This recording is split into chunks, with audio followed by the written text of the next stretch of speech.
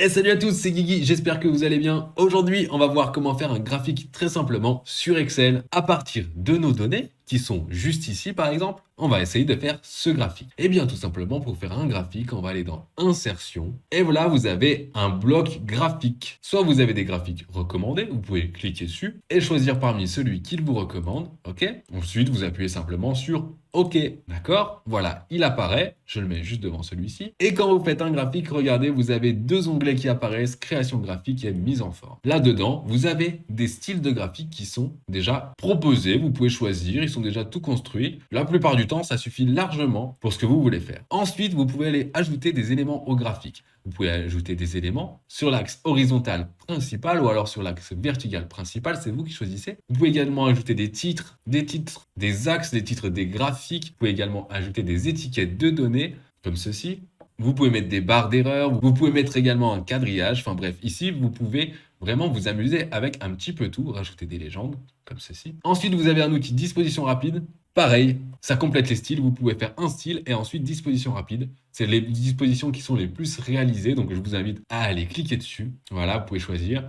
Vous pouvez également modifier les couleurs. Il y a des palettes de couleurs qui sont conçues exprès pour aller bien ensemble. Donc je vous invite également à prendre celles qui sont déjà faites. Et sur vos données, si vous vous êtes trompé entre les lignes et les colonnes, vous pouvez aller juste ici, intervertir les lignes et les colonnes. Ok. Vous pouvez également resélectionner les données. Si jamais vous êtes trompé, vous pouvez ajouter ou supprimer des données. Ok.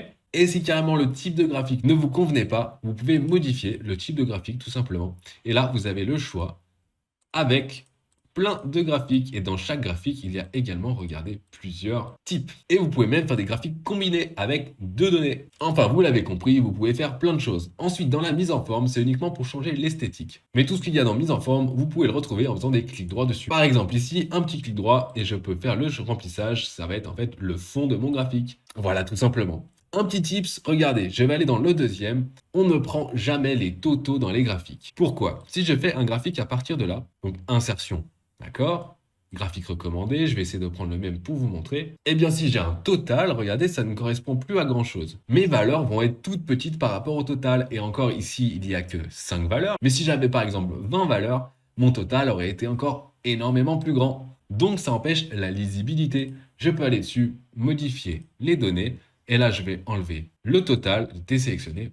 OK. Et ce sera tout bon. Encore un petit tips, si vous voulez faire un graphique super rapidement, juste pour représenter, mais que vous savez pas lequel et que vous avez vraiment pas le temps, vous prenez vos données, vous faites Alt F1 et ça vous fait un graphique automatiquement. Tout est fait. Vous n'avez plus qu'à rentrer le titre et tout est bon. Je rappelle la touche Alt plus F1. Si vous êtes sur un ordinateur portable, évidemment, ça peut être Alt plus FN F1. Et si tu veux plus de raccourcis comme ça, je t'invite à aller voir ma petite vidéo, le top 5 des raccourcis sur Excel. C'en est terminé pour ce petit tuto Excel. Si ça t'a plu, n'hésite pas à aller parcourir mes playlists, à mettre un thumbs up, à aller t'abonner, à aller parcourir mon site internet www.dlsolution.fr et à faire tout ça. Et à très vite!